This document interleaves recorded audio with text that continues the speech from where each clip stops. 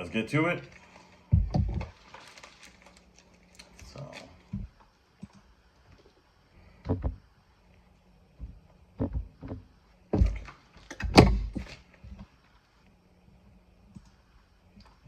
Had to pull out the information just so I got myself together. I'm probably not going to squeeze every single thing about this that's on the title. So just in case if it is missed, this is coming from 3D Printed Solid. I did find, or I use their direct website on this camera mount. And the camera in question is the TM160 by AGM. So I did use a different product before that was straight up Amazonium, Chinesium, whatever you want to call it, and it just fell apart within like a year or so from when I bought it. So I did ask for a business card for this business, so here you go, is the information here. And if it does appear backwards, Greg Hefner, 717-572-3060. The website is again under 3dprintedsolid.com. And I did choose here a heavy duty Picatinny mount. So I'll show, here's the original packaging here. And it is taped up nicely. Took me a second for my monkey brain to figure out how to open it. All right, here we go. So 3 sets of tape here. So this thing was not going anywhere. All right, let's see here. So we do have a thank you printout over here to let them know if they have any questions.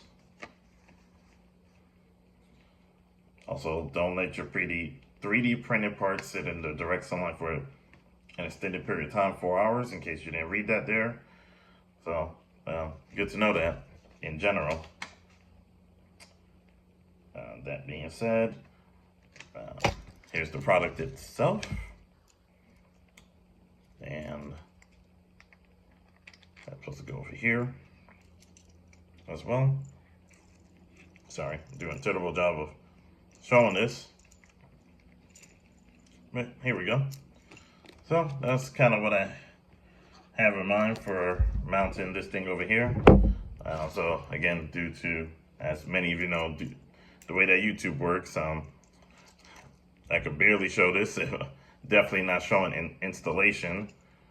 But again, one of those things that if I could figure it out, you can too.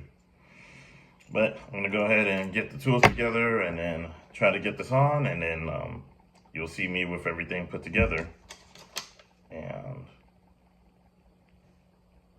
yep, as I read through here, so the set screws seem to be already on, so shouldn't have to worry about that.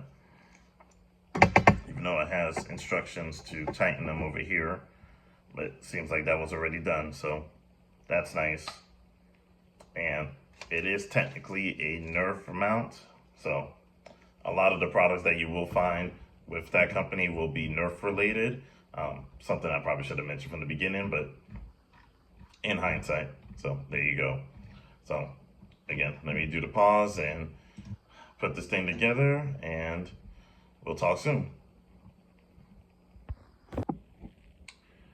I paused this for a lot longer than I probably should have, but this is kind of what I had in mind.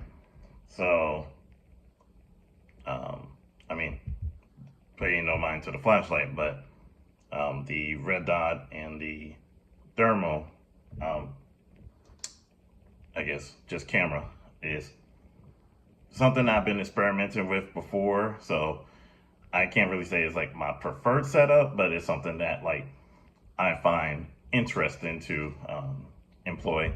But still have to go through testing, and live fire and all that nonsense. But this will give you an idea of it. And until the short end is passed, the short act is passed, don't worry about the rear end of this setup.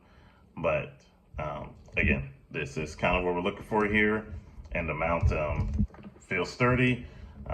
Again, just got to be careful of that time limit when it comes to it being in the sun. I do most of my shooting indoors, but to say, like, does the red dot work with the thermal as far as an overlap? Yes. Or at least, does the thermal overlap well with the red dot? Yes.